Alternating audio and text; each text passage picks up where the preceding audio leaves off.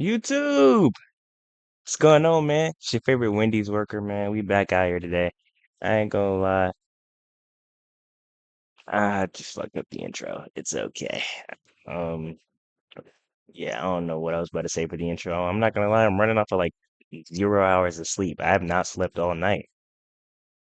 I don't know, I just couldn't fall asleep. Y'all ever have those nights where you just feel like an insomniac, man? You rolling over, you tossing and turning in the bed, and you just can't go to sleep. But shoot. I decided, man, I seen a video on my For You page about the story of ASAP Rocky, and I was like, I love ASAP Rocky. He's probably one of my top five rappers. I just got into bro recently too. Like I say, like last year, I was really heavy on the albums. I was listening to Long Live ASAP and Live Love ASAP, and I was just like, man, this is peak music right here. This is a mix of like some psychedelic trap shit. I love it, bro. So I seen this on my recommended. I knew I had to react to it, and I was like, I gotta watch it with the guy. I gotta watch it with y'all, man. I was gonna watch it by myself, but I was like, nah, pretty sure other people want to see this too if they haven't already seen it. So let's hop into it, man. Let me stop yapping. Let's get into it. Just want to say real quick, like the video, subscribe. Thank y'all for 200 subs, man. We really going up, man. I'm really appreciating y'all every day. Every day I'm happier. I get happier and happier and more enthusiastic to get in front of the camera and actually sit down and record and talk to y'all. It's really fun. It's like having a bunch of friends. Even though I've never met any of y'all, I just consider all of y'all my friends. Anybody who's ever interacted with the content or liked the video or just even clicked on it by accident, like I just consider you one of my friends. So yeah, we watching this together. Let's do it, y'all. It's the summer of 2011, and the power of social media and online music streaming is right around the corner, but it hasn't changed the world yet. But ASAP Rocky, a 23-year-old rapper from New York who basically became an international star overnight, is a big signal that times are changing. He sits at the center of a record-breaking $3 million bidding war after dropping just 2 songs to the public. I bring you out on stage with me, and he didn't have a deal at the time. I brought him on stage, man. People went crazy. Make some noise for ASAP Rocky!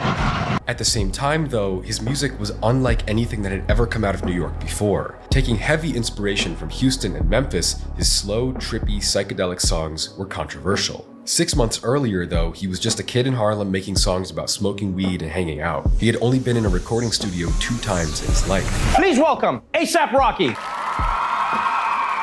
Now he was leading a movement that would take over the rap game. You want some more crazy shit? You want some more? Yes, nigga, we do. I wish you would drop. I wish you would drop an album, my nigga. We've been waiting for years. You and your wife, well, I don't even know if they really like married. You and Rihanna, my nigga, y'all been edging a nigga, pulling a nigga chain, bro. Can y'all drop music or not, bro? It's crazy. I didn't see that nigga Cardi drop before you. To be fair, yeah, I didn't see Cardi drop before you. He dropped 2 albums since you dropped your last album. What's up, my nigga? You gave me 2 good singles. I ain't gonna lie. I was rocking with the most recent single he put out. I forget what it's called. Hijack. I was rocking with Hijack. I was rocking with the other one he put out before that. Where's the rest, my nigga? Riot. I was rocking with Riot. I was rocking with Hijack. Where's the rest of the music? I ain't even gonna pause the video for that. Behind the sudden explosion of fame stands a young guy dealing with a lifetime of trauma. His father spent the last 15 years of his life in prison. His brother was murdered when he was a child. He spent years homeless in New York City with his mom. You know, I used to live into a homeless shelter. Those 2-3 years was just crazy, you know, being homeless, you know, so it was a lot. Who you are, everybody has struggle. Yeah, man. It doesn't matter how fortunate you are, everybody has struggle, because life is struggle. You know, you got to struggle to survive. So the question was, how can a kid carrying that much pain grow up and change music forever? And would the rocket ship towards fame take its toll on someone who had already been through so much? This video is brought to you by Nebula, the only place where you can watch my original documentary Danger Music. The true story behind some of the most disgusting, scary, dangerous music ever made. I'm gonna let you make it. So go to nebula.tv/. Plus, there'll be other ads in every video. And countless other in every video I watch. I don't even edit out the ads.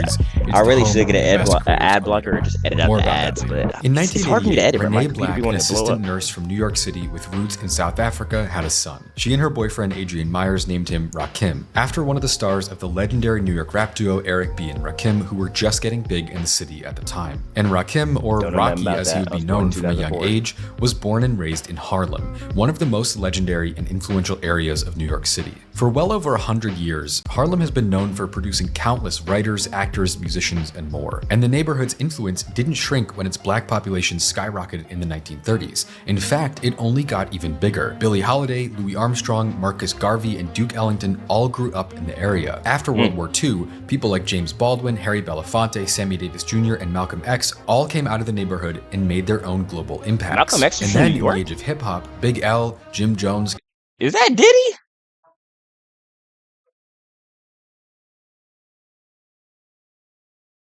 You know what? I ain't even gonna make a Diddy joke. Q-Tip and many more became hugely influential rappers, all starting their careers on the streets of Harlem. Basically, Harlem is possibly the craziest cultural melting pot in the history of the US. In a neighborhood of less than 200,000 people, it's genuinely crazy how much global impact and history could come out of one tiny area. But while Rocky might have grown up in the middle of the most significant, vibrant neighborhood in the greatest city in the world, it was also a double-edged sword. Because Harlem, when Rocky was a kid in the 90s, was by far the most dangerous and impoverished part of Manhattan, an island of violence and drug trafficking in the middle of the financial capital of the world. And Rocky's childhood mirrored that harsh reality around him. After being devastated by the crack epidemic, schools in Harlem were failing, violence was a fact of life, and opportunity had vanished.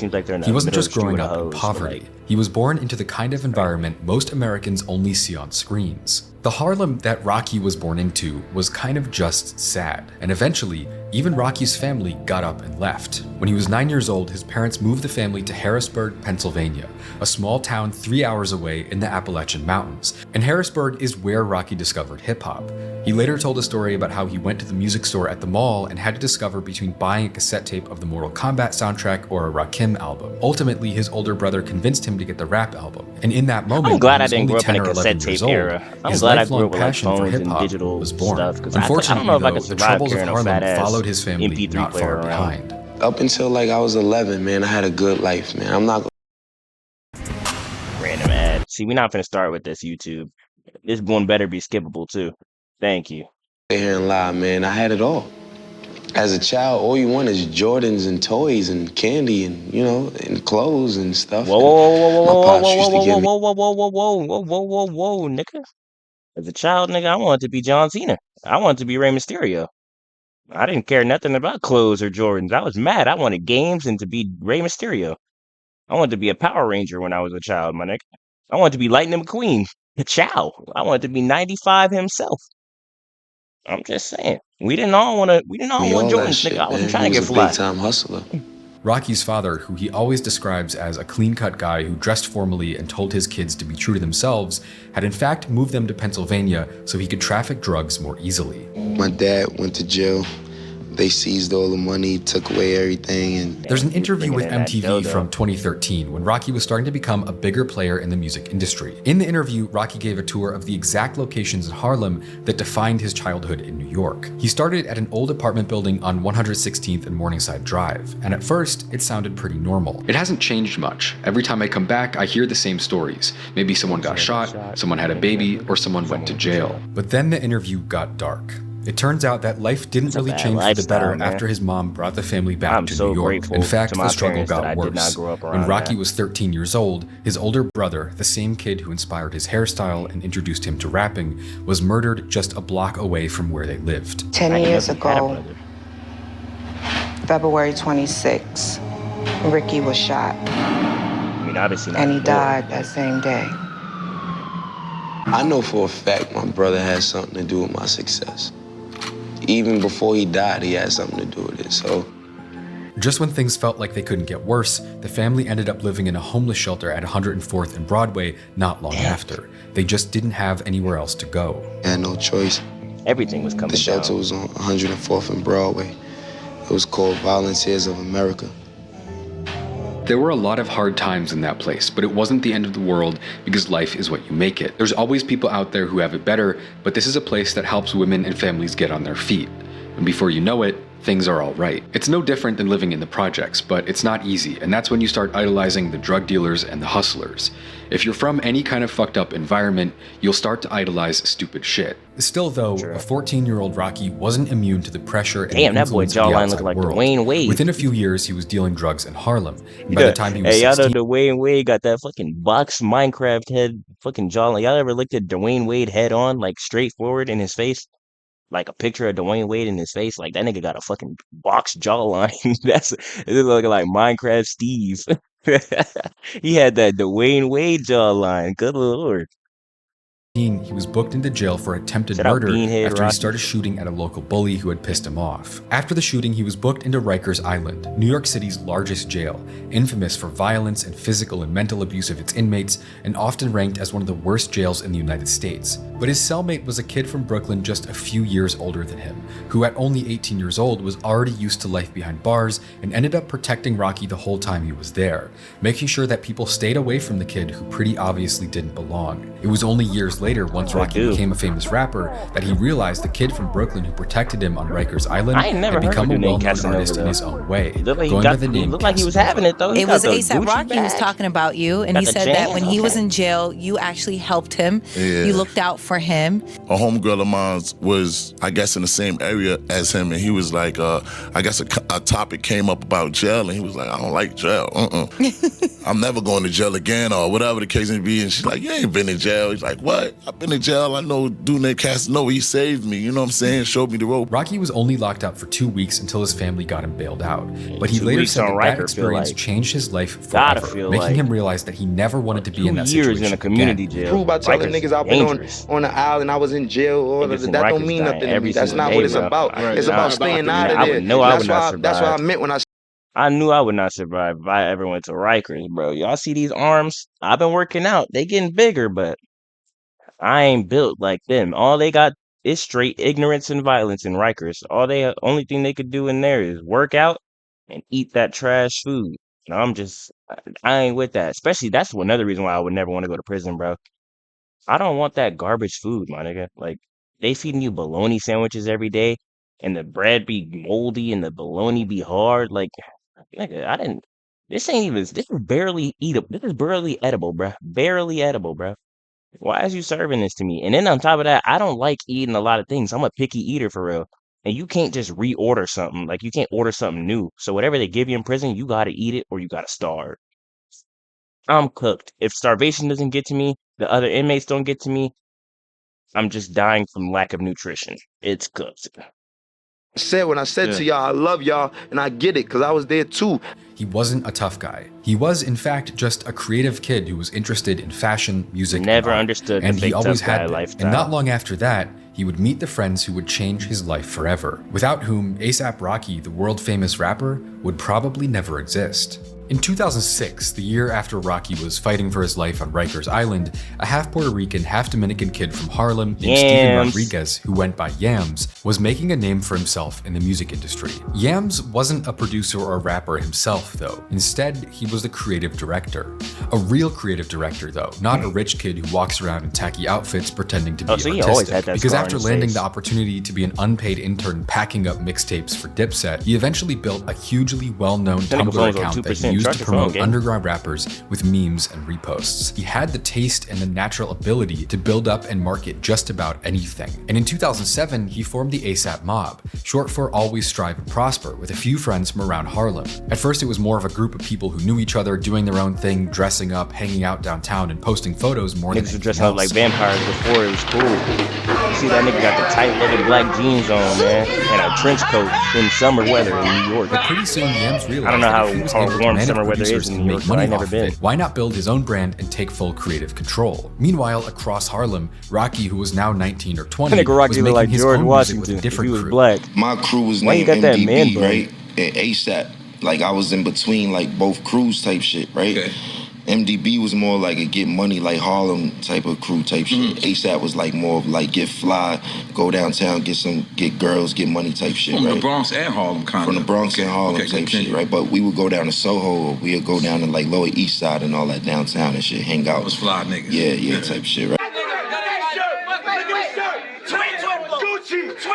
Thought that was Gabo. And when Yams first heard about him, never having met him before, even though they were from the same neighborhood and knew a lot of the same people, he immediately realized that Rocky might be something special. And when I met them, it was in Harlem. It was a mixture of Bronx and Harlem dudes. When I came in, I'm just like, yo, I know how to take this shit to the next level. But you know, I was on some rapping shit. They was just, everybody was on some just get fly and fashion model shit, right? So I was just trying to figure out how to monetize it or whatever, you know what I'm saying, and capitalize. So, and ASAP used to treat Yams like he was like Yoda or some shit, like for real. Like real shit. Yeah, they used to praise him. Yams wanted to rewrite the rules of New York hip-hop. He had the taste, the vision, and the ambition to build something bigger than himself. All he needed was a blank slate to work on. And he immediately felt like Rocky could be the perfect person to take from a local rapper with a man bun to a global phenomenon that changes hip-hop forever. First, though, he had to teach Rocky how to make a good song. Yams later said this about meeting Rocky for the first time. When I first met him, he sounded like Kid Cudi mixed with Lil Wayne. He used to sound more like a stoner rapper, and I just wasn't trying to hear it. Not trying to hear about people getting high and smoking doobies. I was trying to hear some real shit. When I first met Rocky, he had only recorded 3 tracks and had barely ever gone in the studio before. He didn't know how to work. It sounded like he was mumbling. He needed to get everything together. And so once he convinced Rocky to follow his lead, nothing would be the same again. He later said, so I got linked up with Rocky and stuff like that, and then me and him clicked just like that. I knew what was the perfect sound for him, and he knew what he wanted for himself stylistically. Because the effort that Yams put in to build Rocky up paid off a lot faster than anyone expected. One minute, he was a badly dressed 22-year-old rapper in Harlem. 22? That nigga like my auntie in this picture. What the fuck? Nigga like my auntie in this picture, but he look like somebody auntie, bro. I swear to God, he look like somebody auntie you gonna find at like a Church's Chicken. That nigga look like the best Church's Chicken cook I've ever seen in my entire life, bro. But nah, that nigga 22 years old, bro. That's crazy. He was really 22 when he blew up, bro. Like, you ever thought about that? Like, if you really, where was I going with that? Oh yeah, I was about to say, like, don't put a rush on your journey in life. You know what I'm saying? Like, this is some real shit. I know you're probably like, where the fuck did this come from, Unc? Chill. I've been thinking about this the whole video. This man, he was 22 years old when he blew up, and he blew up overnight. But he was grinding all his life. He was low key grinding all his life. You know what I'm saying? Like, all the struggles and stuff he went through built him up for that exact moment. And so basically, I guess what I'm trying to say is, like, don't rush the journey of life thinking you need to be somewhere, think you need to be further ahead in life, because every step you're taking in this journey that you're going through is getting you prepared for the next one. And ultimately, you're going to get to where you need to be at the exact time that you need to be there. Take it with a grain of salt, man. I'm trying to give you some wisdom. I'm really talking to myself here. I really needed that, man. Shout out me, man. Shout out me. Shout out me, man, with the W advice. With a pin-straight man bun, sounding more like Ice JJ Fish than an actual artist. And then, practically overnight, he was the future of New York hip-hop, because it would only take one single song before Rocky's career was set in stone. Rocky's first single after linking up with Yams, Purple Swag, didn't sound like anything that had ever come out of New York City before. But it hit hard as hell, and it became an instant hit with an iconic video and a sound that was described as Andre 3000 meets Houston. East Coast rap with a slow, druggy southern sound. It was something that had really never been done before. It ended up hitting local radio stations in under a week, leading to a domino effect that made A$AP Rocky a huge topic in New York basically overnight. It's really good to hear myself on the radio today. You know what I mean? That's shit like that is pretty dope. You don't expect to turn on the radio. I don't know any DJ personnel. I don't know no DJs. They play all that A$AP shit off their own free will. When he first came out with the songs Purple Swag and Peso, he immediately had all eyes on him. But a lot of people had a big issue with the degree to which his sound was influenced by Southern hip-hop. But it wasn't just a lighthearted debate either. A lot of people may have felt he was coming up with a revolutionary new idea, but many others felt he was abandoning and disrespecting New York's legacy while stealing from the South at the same time. That might sound pretty unimaginable today, but back then, staying true to your city or state was pretty important. And A$AP Rocky is one of the earliest examples of someone breaking through that barrier. Now, despite the fact that this kid is from New York, he doesn't really sound like a New York rapper to me. I would have never guessed this guy was from the East Coast if he didn't didn't bring it up in his music so often. But what many critics failed to predict was that he wasn't simply disrespecting New York rap or biting another city's sound. People can say anything they want about Rocky. Talk about, he sounds like he's from here, he sounds like he's from there. I don't care what nobody says. People don't know what New York rap sounds like in 2012 because it's been so messed up for the past 5 years. You can get with the program or stay in the past and pop bottles and to corny records and things of that nature. It's about daring to differ. See, that's where niggas don't want to hop on a new wave till the new wave is trending, bro. That's what I'm saying. If you thinking about making a wave or making a trend or just making your own lane in something, go for it, bro. And don't worry about what other people are thinking about what you're doing. Because at the end of the day, nobody's going to enjoy it until it's trending. That's how some people are. Some people. I'm going to say you're going to get a small following behind you probably if you keep consistent with what you're doing and whatever trend you're making. But niggas, like the mass majority, the mass population, they're not going to fuck with it until they see a bunch of other people start fucking with it. Then they're like, wait, now I fuck with it. You know what I'm saying? People are so easily persuaded. Some people's opinions are so easily persuaded by other people's opinions on certain things. You know what I'm saying? Y'all get it, bro. Y'all understand. Y'all understand. Y'all know what I feel like that's really missing in hip hop these days. People are scared to be different or be themselves for that matter. The thing is, though, that Rocky wasn't moving different just to sleep more often. There are actually dozens of interviews of Rocky from this time sitting in long-forgotten corners of YouTube that show it wasn't that he didn't care, it was that he had his own vision he didn't want to compromise. He wasn't just some disrespectful kid, he was someone chasing a goal on a whole other level with his own beliefs and culture. Even Rocky's interviews from back then were controversial because he seemed to have no problem saying stuff that most people in his position wouldn't. I kick down the door for kids that's my age, older and younger, to be able to wear Jeremy Scott sneakers, rips in their jeans, and not feel gay. Because that's what, society of the urban community tries to portray. That people used to feel gay with rips in their jeans? Like, snug fashion, high-end fashion, only other niggas things what that's Atlanta not really niggas in is the wearing now. criteria of the small state of mind of the urban community. You're gay. Different is gay. I used to be homophobic, but as I got older, I realized that wasn't the way to do things, you know what I'm saying? Like, I don't discriminate against anybody for their sexual preference, for their skin color.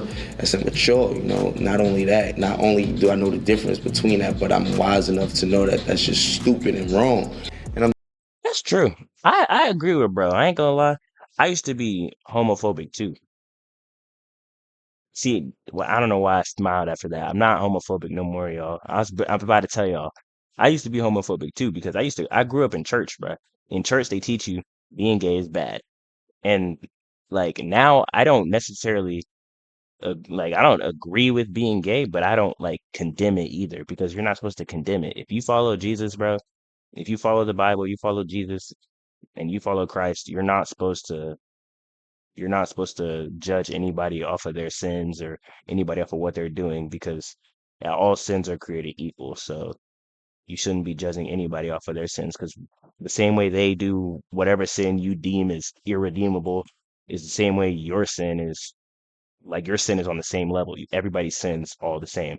So you shouldn't condemn somebody for their sins. But yeah, I used to be homophobic because I grew up in church and I was like, oh, gay is bad. But now I'm at a level where I'm just like, let people do what they want to do with their lives. That's not my life. I'm not, you know what I'm saying? I'm not gay personally, but if you're gay, bro, be you. I don't know. I don't really care. Like you're living your life as long as you're not forcing your gayness on me.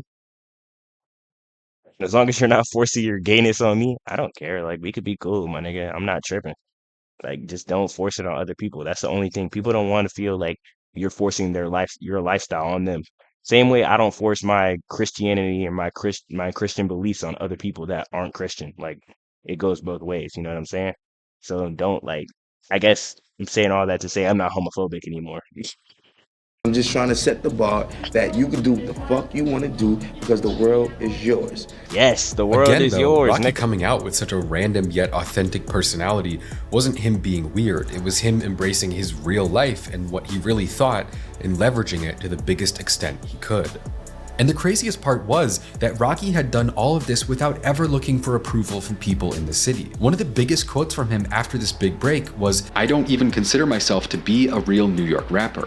I don't even like New York rappers. Not only did Rocky and Yams not seek approval from their city to help on the come up, they outright rejected it. And ultimately, listeners loved Rocky's first 2 singles so much that Yams had industry contacts beefing with him because he wasn't even picking up the phone to have a conversation about signing Rocky to a label. It might be After Purple Swag dropped, that was the most annoying time.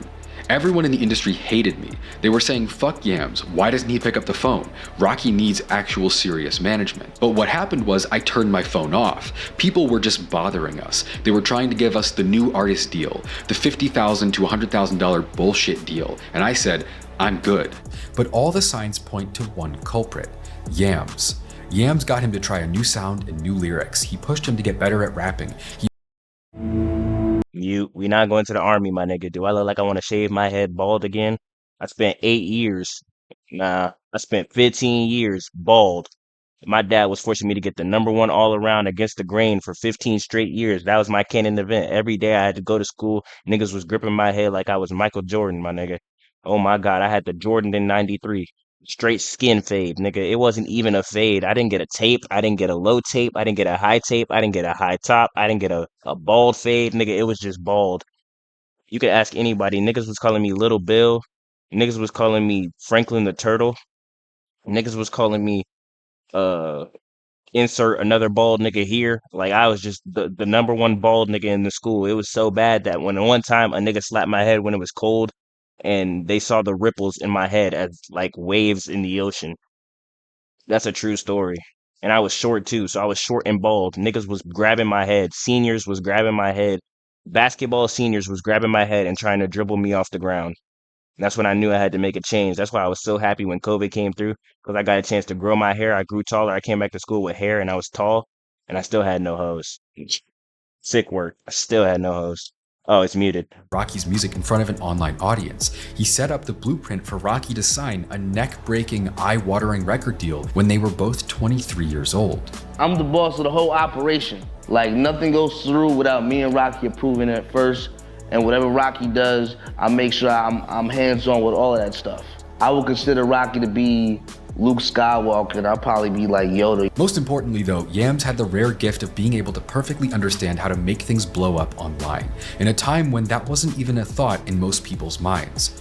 Today, record labels practically force their artists to make trendy TikTok videos, dancing in front of cameras, doing everything but making music in the hopes of making themselves go viral. But back then, what Yams did with Rocky was practically unheard of, and that's why it worked so well. Look at that city with fashion skyline photos, in the background, memes, bro. videos, quotes, not chasing industry cosigns or label support, Man, but one day I instead gotta building a visit digital New York, presence bro. that ensured people all over the world would perceive Rocky as a rising icon. And while people might have been intimidated or angry or even offended by that at first, in reality it was nothing but a sign of how the entire industry would operate in just a few years. Was it crazy, sort of the impact you made so quickly on hip-hop? Do you find I find that fascinating. I find it crazy. It's radical for the simple fact that I did all of it off a mixtape. It's not a commercial album, meaning there was no money invested or pushed into it.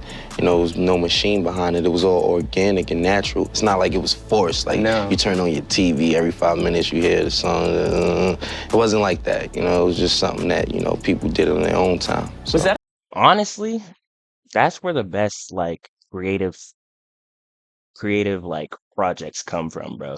Whether it be streaming, YouTubers, artists like music or painters or, you know, TV shows, anything that you can see that real love went into it and it's not made by a machine or backed or pushed up by a machine. I'm not to say that commercial endorsed projects and stuff are bad, because, you know, everybody eventually signs with a label or makes their own label and then, you know, continues to further their brand. But I feel like whenever like there's some type of like love we all have for artists who are on the come up. You know what I'm saying? Like when Uzi was on his come up in 2015, 2016, and he was dropping like Lil Uzi Vert versus the World and Perfect Love Tape and Love is Rage 1, we was all loving it because you could tell he put a lot of love into it and he was the only one like really giving the creative like direction behind it. You know what I'm saying?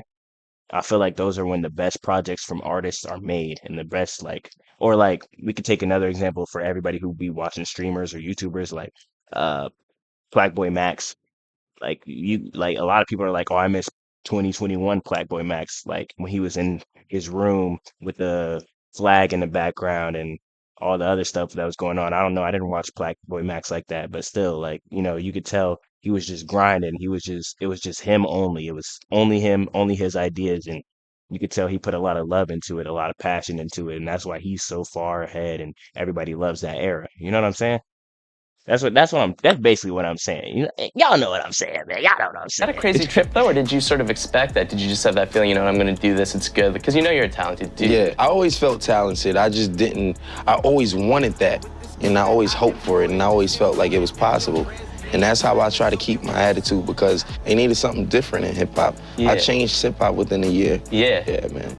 And I really feel like, bro, sorry, to add on to that last part, I had this stuck in my head. I had to say it. I really feel like whenever you put the most love in and you put the most effort and time into a project or something, you're going to see success behind it no matter what, because people can tell when you put love and passion into it, and people are going to love it.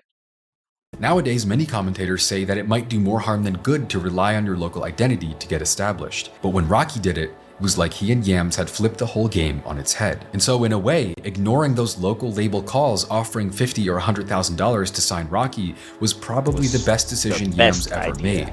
Because RCA ended up giving A$AP Rocky a $3 million deal after he had only dropped 2 songs, an amount of money that was almost unheard of. Many people called it the biggest record deal since 50 Cent. First single Peso, which received a ton of attention online, but it was his follow-up track Purple Swag that managed to snag him a 2-year, $3 million record deal before he even released a full mixtape. And then, just a couple of days after Rocky was signed for $3 million with only 2 songs out, he dropped one of the best mixtapes ever made. Well, Live Love A$AP wasn't just a mixtape. It was the dawn of a new era. Dropping on Halloween in 2011, it was the musical equivalent of designer fashion, familiar yet alien at the same time. Well, artists that I'm just like shitting, I just flew past them because it's like they don't have any kind of creative aesthetic. It's just, they don't got no sauce. Yo, let's get a bottle in the car and some bitches and get in front of the camera. Why am I doing this with sauce? It wasn't just not Rocky's sauce. big first statement. It was a big step forward for rap as a whole.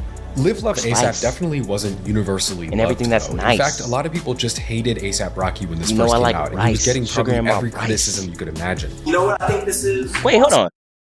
Completely off topic. Do y'all niggas eat sugar in y'all rice? I eat sugar in my rice, but my grandma says I'm weird for that. She says all she puts in there is butter and salt. And I said, nah, I add sugar. I put butter and sugar. Do y'all eat sugar in y'all rice? Comment down below if you eat sugar in your rice, man. I just want to know. If black people, white people, I don't want to say Asian people because I don't want to sound racist, but I know y'all eat rice. Let me just play the video, bro. Again, kind of like the Tyler situation, I think this is a young person's album. The dude's 24 years old. He made 23 years old. An album for people that were young. This is not something that people our age are going to listen to. Not only that, like when I put this on, I literally, just like me, I literally got the track and I turned it off. Tripping. One of my boys is overly tripping. Unks and old heads got to stop with that nostalgia stuff. I love nostalgia, don't get me wrong, but like canceling out the new generation because of nostalgia, like we seeing it in basketball now. Niggas talking about some Giannis and Jokic and Wemby and all the new stars of today would suck in the 70s. Come on, bro. Come on, bro. Let's not lie. Let's not do that now. I remember when they was doing that with Uzi. To get back to music, I remember when they was doing that with Uzi. When Uzi was coming out, they was saying Uzi and Cardi and Juice and Trippy and all the SoundCloud niggas. Said shout out to that SoundCloud era. That SoundCloud era of music was elite. I was in high school. I was in late middle school to early high school when that SoundCloud era was really popping.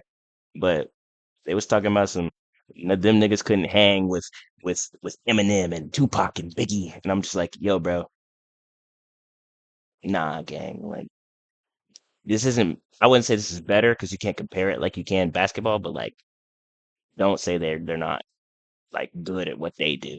Like that's just crazy. That's just crazy. But hey, it's ought to be the fifth of everybody, man. I was like, this can't be the right album. Yeah, that's all because it's fucking horrible.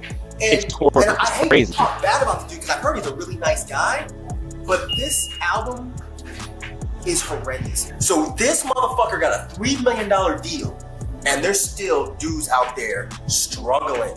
But still, its impact was going to be massive anyway. With Rocky becoming an absolute rock star for kids in the younger generation, it didn't really matter what the critics said, the tide had already changed in his favor. And we can't talk about Live Love ASAP without diving deep into the ethereal soundscapes crafted by Clams Casino, a New Jersey-based producer who wasn't just a collaborator with Rocky, but instead the architect who helped shape the foundation of Rocky's early sound, bringing the magic ingredient that made Live Love ASAP a classic mixtape overnight and keeps it timeless to this day. Clams beats were beautiful and dreamlike, these hazy, floating compositions that still sound new in 2025. And I'm not the only one who thinks that either. A new remix of a Rocky and Clams Casino song was just re-released a year ago, and it has I Smoked Away My Brain is so fire. Oh my gosh. If you never heard I Smoked Away My Brain, bro, what are you doing? You probably have heard it. If you've been anywhere on TikTok, you've heard I Smoked Away My Brain. It's literally like one of the greatest, I'll say it's one of the greatest mashup songs I've ever heard, because it's not technically a song. It is, but it's not. It's got new lyrics, but like the beat is I don't know how to explain it. I'm not a producer, bro. I just like the music. I'm a music fan. I don't produce. I don't rap. I don't do none of that shit, man. I'm not musically inclined. The only thing I could do is dance. I can dance pretty well, y'all, but that's not the point. The point is the song's great. The song's great. 500 million streams on Spotify, despite being built off a song from 2011. Because what Clams Casino brought to Live Love ASAP was more than just beats. It was atmosphere. Almost no one was making music like this at the time, but even the people who weren't shooting up into the mainstream like Rocky was. Music like but that nigga look like Ninja. I thought that was Tyler Blevins, bro. I was about to say, what is this nigga Tyler Blevins doing here, bro? This at the time, but even the people who weren't shooting up into the mainstream like Rocky was. But that lo-fi, psychedelic, dreamlike trap-inspired sound would go on to inspire so many other artists like Playboi Carti, Young Lean, and hundreds more. In the end, Live Love ASAP did a ton to get that dreamy, fuzzy sound out there in the world. And that's mostly thanks to Yams and his skill for curating sounds. Rocky wasn't the best rapper ever, at least not yet, but there's an originality to everything that makes it stand out to this day. In under 6 months, A$AP Rocky had gone from being a nobody sitting up in Harlem making songs about smoking weed to being one of the hottest rappers in the game. In the summer of 20... Hey, what I tell y'all earlier in the video, man, it can happen for you. You just gotta believe in yourself, man. You can go overnight, bro. I'm telling you, overnight. You work on your craft, you grind hard enough, bro. One day you just gonna wake up and you're not just gonna... sorry, I said that wrong. You grind hard enough, you work hard enough. One day you're just going to wake up and you're going to realize you turned into the person that you've been grinding so hard to be. And you're going to have all the success you want as long as you continue to believe in yourself. Never give up on your dreams, bro. Because you never know when your dreams can work out for you. We have so much... I know, like, every day, not every day.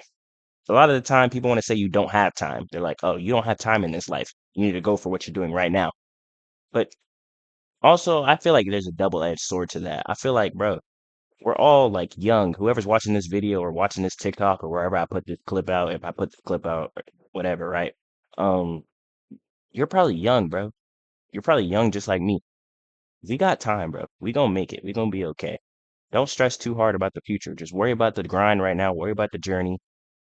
And eventually you'll enjoy the journey. So you'll fall in love with the journey so much that once you get to the destination, you'll be trying to grind for a new goal. You know what I'm saying?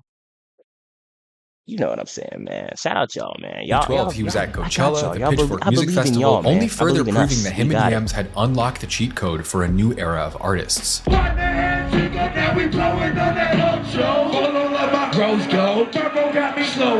But Rocky became an instant icon. With just one mixtape out in the world, the fan base, the impact, and the cult of personality around him was unprecedented. Rocky and his crew were so tapped in that everyone wanted to be like them. If you were into hip-hop or not, they were making an impact all over the world. That's true. I was trying to wear the bandana on my chin. He was on stage getting bras thrown at him. As hell, he had so many groupies that he later discussed the sex addiction he developed back then. Whether it was men or women, with men wanting to dress like him and women wanting to be with him, he was reaching a different level of underground meets mainstream fame at the same time.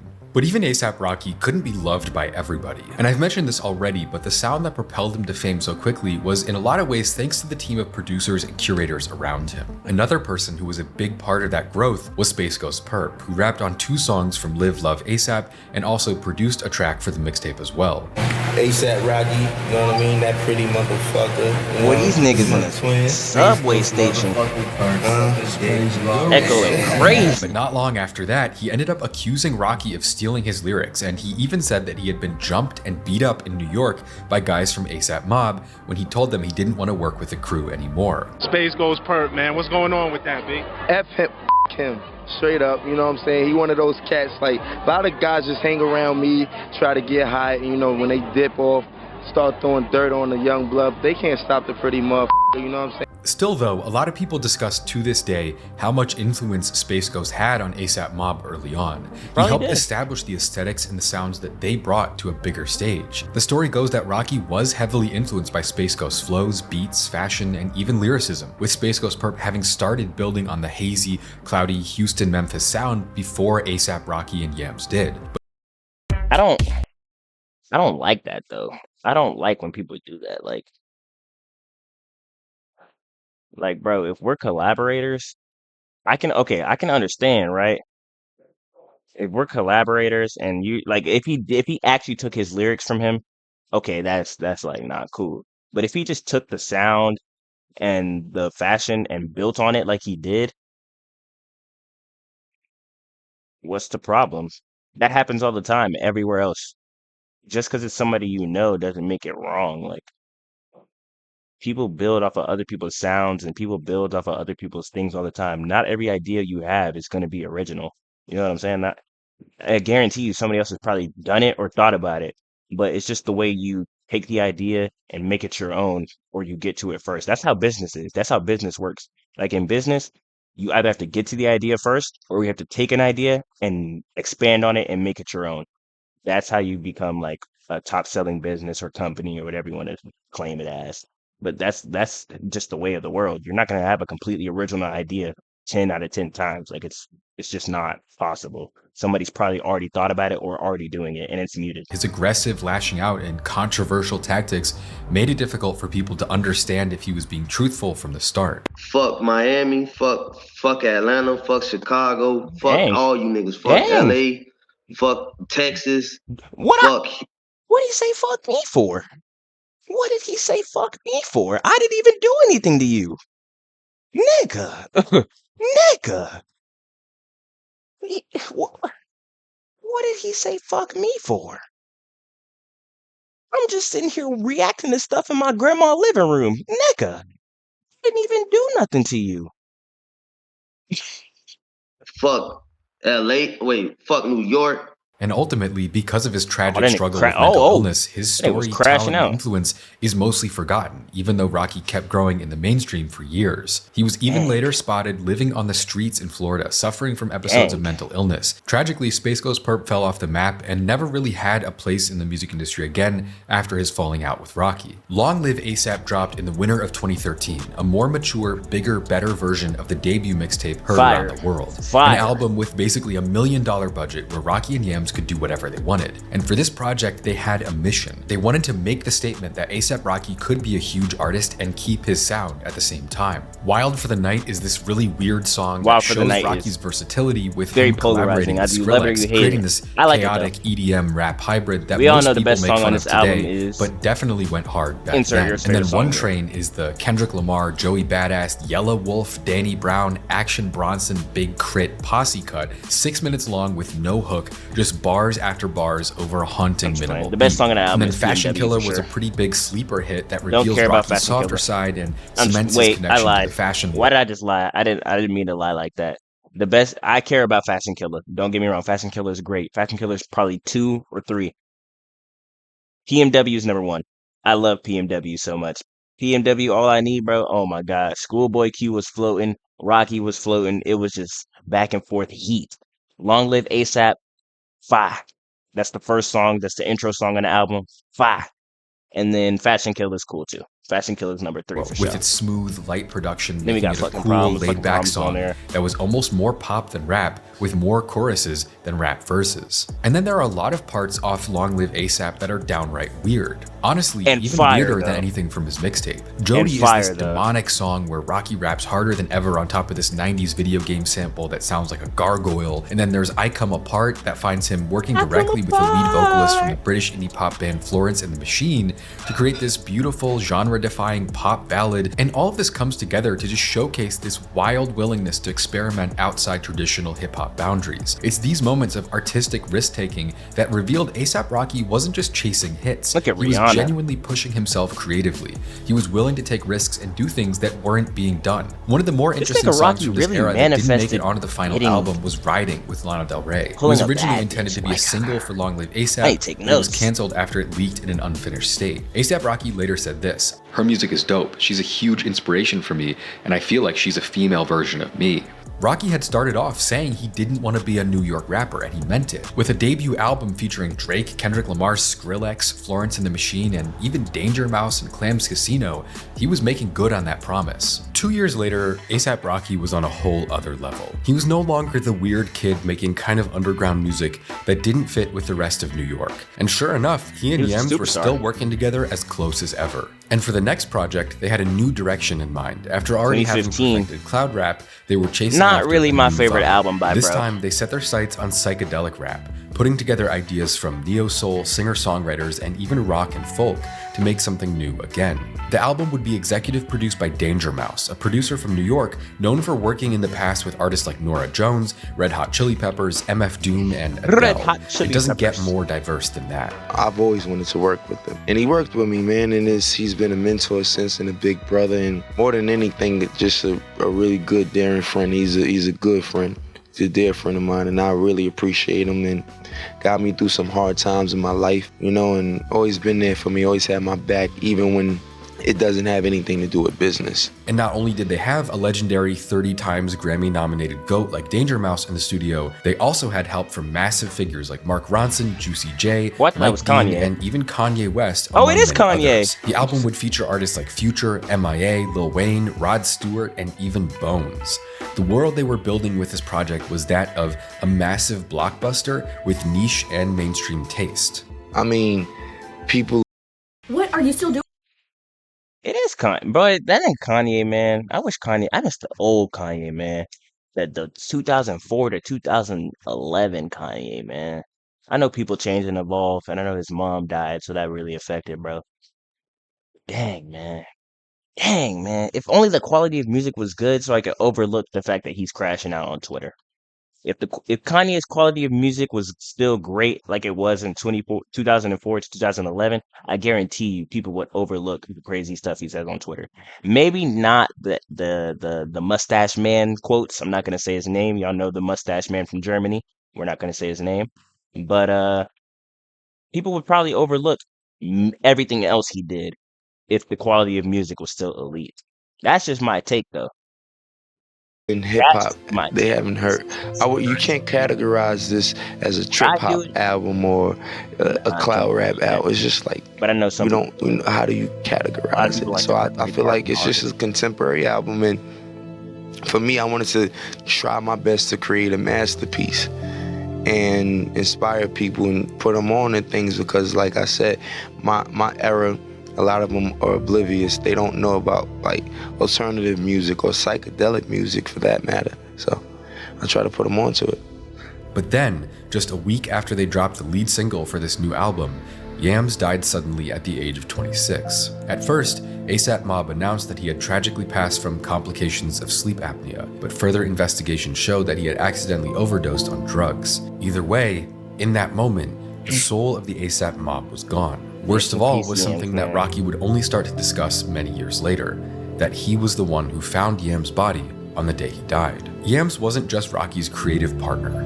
He was the visionary, the leader, the mastermind that guided and created everything about the ASAP Mob. He was the one who put Rocky on the right path, worked with him and made him into who he was. He had figured out how to market the music, what it should sound like, and everything in between. Most people seem to agree that without Yams, Rocky probably never would have made it in music. And right when they had evolved to the next level of music together, Rocky lost his brother, his mentor, and his creative partner in one terrible moment. Hundreds and thousands of articles were written about Yams passing. At just 26 years old, he had already become one of the most influential creative entrepreneurs of his generation. At long last, ASAP was hugely successful. People liked it even more than Long Live ASAP, with critics praising its psychedelic soundscapes and emotional depth. The album debuted at #1 on the Billboard charts, and it represented Rocky's artistic growth with tracks like the dreamy atmosphere of LSD, I'm like, what? Every Day featuring Rod Stewart, and the crazy chemistry between Rocky and Schoolboy Q on Electric Body. Before long, it started to be seen as one of the best rap albums of the 2010s. Schoolboy Q really an the underrated album also duo. prominently features guitar and vocals from an amateur British artist named Joe Fox that Rocky met while on a late-night walk in London in 2014. And so with a sound defined by the low-key alternative production from Danger Mouse, the haunting beauty of Joe Fox's vocals and guitar, and a long list of diverse influences and ideas, at long last ASAP was a huge creative victory for Rocky and Yams. At the time, it was so hyped that conversations about Rocky being one of the best rappers in the game were starting to be had. Back then in 2015, it wasn't unheard of for someone to say that Rocky might be able to reach the caliber that artists like Kendrick Lamar, J. Cole, and others were chasing after at the time. When they talk about the future of hip-hop and changing the game, they mention your name. They mention Kendrick, they mention J. Cole, they mention Tyler. Are you comfortable carrying that weight? Of course. People say J. Still Cole's though, big the album's three. rollout was really marked rock by with J. Cole sadness. like that. Since the album rollout had already like some of started his when songs, Yams but- passed away, the entire process was overshadowed by grief. But to honor Yams' legacy, ASAP Mob established an annual memorial show that became a huge tradition in New York.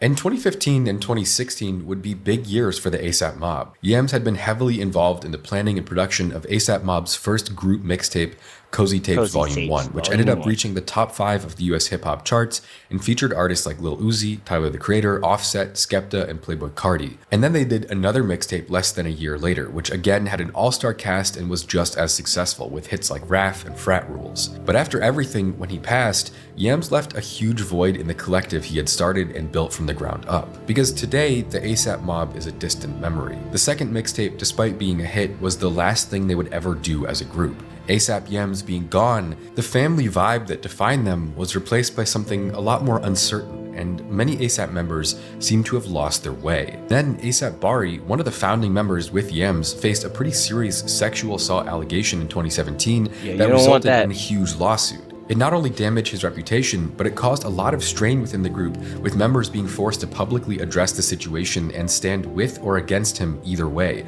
putting their reputations on the line no matter what they said. ASAP Ant ended up leaving the group in 2019, and then ASAP 12e, despite releasing his debut album in 2017, never managed to break through to mainstream success. Even ASAP Nast, despite big fashion influence, struggled to establish himself as a solo artist. But the news in the streets is you're not in ASAP. Are you or are you not? Well, I don't think there is ASAP anymore. It's like the whole collective has ended. It's like, I don't. When is it's not a cozy tape out, a new one, or I think it's a thing of the past. So it's Ferg now. You're not ASAP Ferg anymore. Yeah. I got a vest the other day, was bro. once I there got a vest fell yesterday. apart. That vest The is tough. magic I'm gonna was show y'all gone, the vest at and the end ASAP of the Mob video, man. slowly became a memory of the past for most of its fans. It even got to a point where a lot of the more casual fans thought that ASAP Rocky's name was ASAP and didn't even know he was connected to a collective in the past. At one point, he even ended up paying for the funerals of several ASAP Mob members who passed a couple years after Yams, including one who was killed and one who died of a drug overdose. But eventually, even Rocky started struggling gotta too. leave the hard His third drugs album alone, would end man. up being his most musically ambitious, but it was also deeply Please, y'all. Anybody watching this video, bro, leave the hard drugs alone. The oxycodone, the Xanax, the fentanyl, the insert hard drug here, bro. Please leave them alone, bro. Leave them alone. I'm telling you. You can get through whatever problem you're facing in life without the hard drugs, man. Talk to somebody, and if you can't talk to nobody, Talk to me, gang. Comment down below. That sounds like I'm fishing for comments, but seriously, please talk to somebody, bro.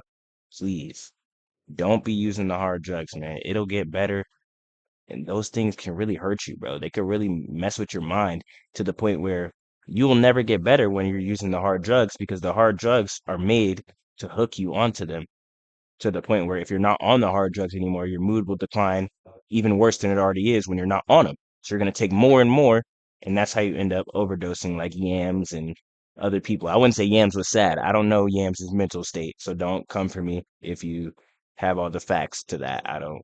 I'm just saying that's an example of a person who overdosed, and I just know that that's how that works. You get on them hard drugs, they start to control your mood even more. Your mood goes down when you're not on the hard drugs, so you take more hard drugs. Then you stop feeling the hard drugs, so you think they're not working anymore. You take even more, and then they end up ruining your system, ruining your mind, making you either go crazy or, in worst cases, death. Stay off the hard drugs, y'all, please. Stay off the hard drugs. Divisive, and it left critics and fans confused on the direction of his artistic I hope evolution I'm in a huge articulating the way. messages well in this video. I'm trying to give y'all some type of insight. Not like crazy, you know what I'm saying? I'm not like Gandhi or anything, nigga, but I'm just trying to convey some strong messages for whoever watches this video, because you never know who watches the video that I never know who watches the videos that I put out, man. Sometimes I could be really impacting somebody's life, and that's kind of what I want to do with these videos.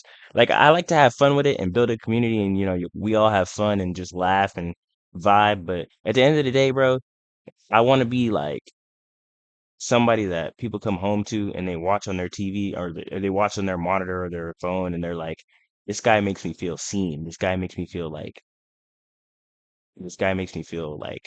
not happy because it sounds crazy, but this guy makes me forget about my problems in life and makes me feel like it's going to be okay. Because that's what I want people to feel like, bro. At the end of the day, I want everybody to feel like it's going to be okay. You know what I'm saying? Life is hard. I'm not going to act like life is easy. Shit, I know life is hard, nigga, but I feel like if you keep a positive mindset and you continue to press on, then it'll all be okay in the end. That's positivity for you, Late man. 2017, Rocky announced needs to be Testing, an inserted album into that the he world. immediately from day one announced would be an experiment. And even though it was the first album he worked on without Yams, with features from Frank Ocean, Skepta, FKA Twigs, Moby, Kid Cudi, and more, in production from people like Dean Blunt, Clams Casino, and Blood Orange, Rocky's creative spirit was clearly just as strong as ever. He said French Montana and Frank Ocean on the same song, I want to do things that you would never hear, mixtures and combinations that were unheard of. But unfortunately for Rocky, the risk didn't exactly pay off. Testing would be his first studio album to not debut at #1 on the Billboard charts, peaking at #4, throwing a giant stick in the spokes of his success as someone who was previously considered one of the biggest rappers of the time. Even worse, a lot of people absolutely hated this album. A$AP Rocky is an awful singer, and he's barely holding it together as a rapper these days. I'm feeling a strong 4 to a light 5 on this album. And a lot of these songs don't even sound finished. A lot of these songs don't even sound finished to me. I'm like, what is he doing? Oh my god, when call.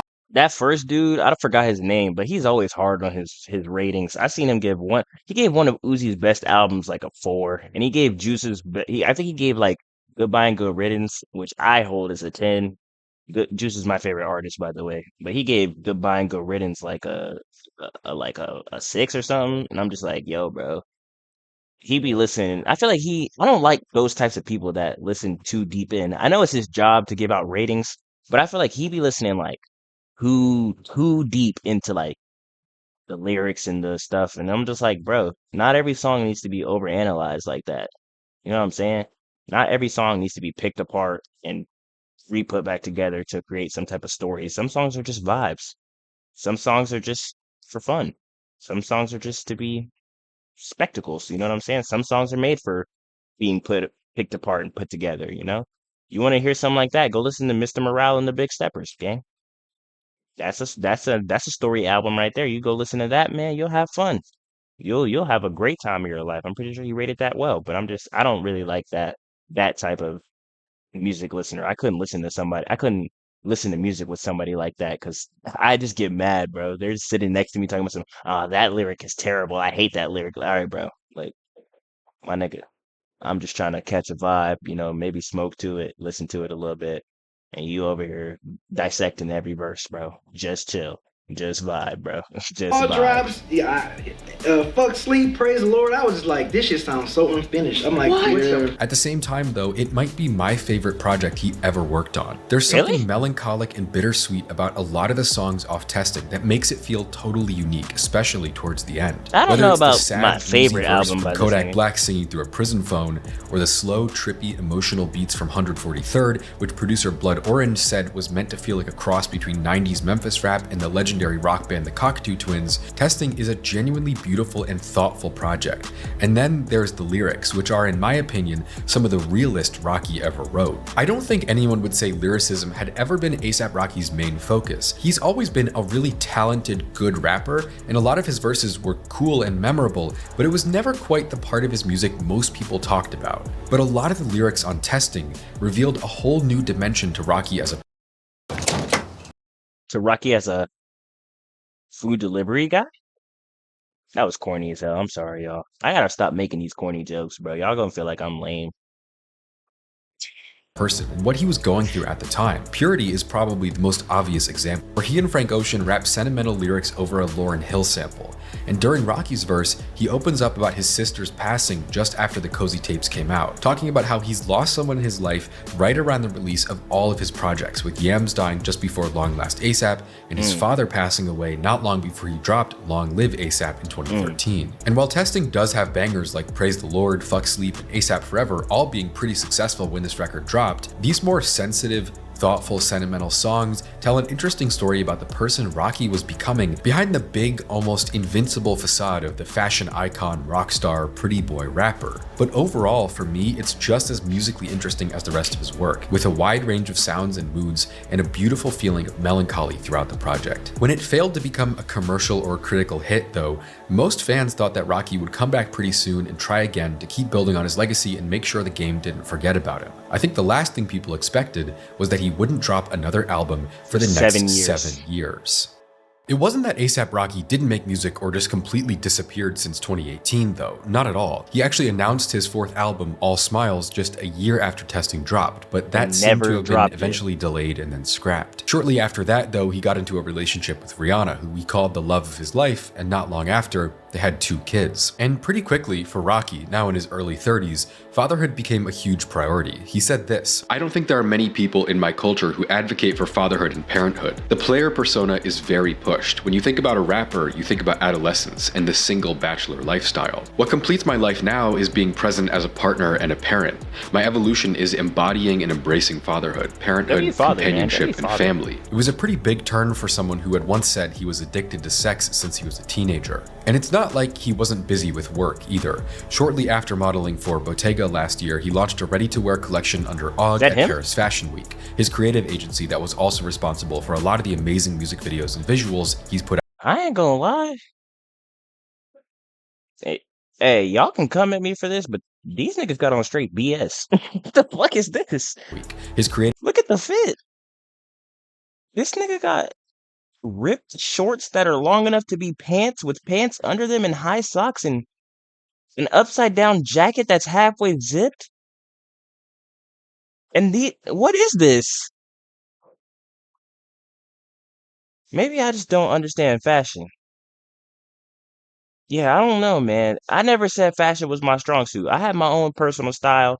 It's basic. I ain't gonna lie. I dress basic. I don't really dress crazy. This is wild. What the hell this nigga got on, man? This nigga like he got dressed in the dark with his eyes closed. Wow. That's a choice. Creative agency that was also responsible for a lot of the amazing music videos and visuals he's put out over the years. Rocky described the collection as ghetto expressionism, inspired by the aesthetics of Tim Burton films and artists like Outkast. From fashion magazine The Impression, Rocky's collection This nigga wearing trash bags? features unconventional designs such as backless business suits and layered hip-hop style outfits with multiple waistbands. The rapper described the collection as political satire inspired by poverty, homelessness, mass incarceration, and capitalism. Notable looks included models carrying garbage bags full of money and outfits embellished with references to American symbols like the flag and Uncle Sam. Rocky drew inspiration from personal experiences, including growing up in a homeless shelter. Of course, during this time, Rocky also dropped a whiskey brand modeled for Gucci perfume and dropped Puma sneakers with F1. But it wasn't all positive. In 2019, Rocky was arrested and jailed in Sweden after getting into an argument with a group of people who had been following him around Stockholm, spending a month in a Swedish jail on assault charges before getting cleared to go home after President Donald Trump threatened trade restrictions against the Swedish government if they didn't send him back. Right after that, the COVID pandemic hit, which delayed countless album releases, and then shortly after that, in addition to becoming a father and a family man, Rocky was arrested by LAPD and charged with assault with a deadly weapon, beginning a legal battle that would cost millions of dollars and go on for more than 2 years. The story was that he got confronted by a former ASAP member in LA over whether or not he would pay for the funeral for another ASAP member who passed not long before, and the situation allegedly led to Rocky shooting at his former friend when the argument got physical. Although it was later shown that Rocky had in fact covered the funeral out of pocket, the murky specifics around the alleged shooting eventually turned into a trial that got pushed out for several years, with Rocky facing a maximum sentence of 20 years in prison. Eventually, he was finally found not guilty by a jury on February 18th, 2025. But despite the favorable outcome, Rocky was forced to push back his fourth album into sometime in 2025, after he had already promised that his fourth record, Don't Be Dumb, would first come out on August 30th, then in the fall, and then in the winter of 2024. With his legal battle going on for longer than expected though, all these targets were missed, and there's still no official release date in the spring of the next year. And in the years following testing, Rocky's dropped more than 10 lead singles, all of them stylistically interesting, but most, if not all of them, being failed starts to various album rollouts, especially for Don't Be Dumb, when in the summer of 2024, he was on a press run and it seemed like the album was really about to drop, and it ended up not coming out. It led to a lot of these kind of weird, half-forgotten singles that didn't make as big of an impact as they were supposed to, just because the album rollouts never really got finished. Which is actually really sad, because a lot of these songs like DMB, Hijack, Taylor Swift, and Same Problems are some of the most interesting tracks Rocky's dropped in a long time. There's unique production, beautiful songwriting, interesting themes, and an atmosphere unlike anything else he's worked on, and it's sad to see them go underappreciated. It's been 7 years since testing, and during that time, Drake has dropped 8 full-length projects, Kendrick Lamar put out 2 huge albums, Kanye West dropped 5 records. I mean, it's been a lifetime. When testing dropped— Nah, he put out 5 records, but like 3 of them was BS, I ain't gonna lie. Donda was great though. I rock with Donda. And I don't know, did Ghost Town come out after? Whatever. I was a teenager who didn't even have a driving license yet, and now I'm 25 years old. I think a lot of Rocky's original fans feel the same way too. But the thing about Rocky is that he stuck so close to the artistry and all the music he did make that it's still timeless today. There's a reason why Rocky's music from 15 years ago still goes viral today, when almost no other artist could say the same. Yeah, they're not. I'm an overall artist. I'm not just a rapper, and that's why I appeal to people, because I grew up around like hipsters and stuff like that. Vice magazine supported us in the beginning. Plus, Rocky had a huge influence on artists that would come after him. That's around the time. It's just like it was going too crazy. Like everything influence was just Flacco. And Rocky, man, I didn't know Cardi was from he grew up in that New York area. I thought that nigga was from Atlanta.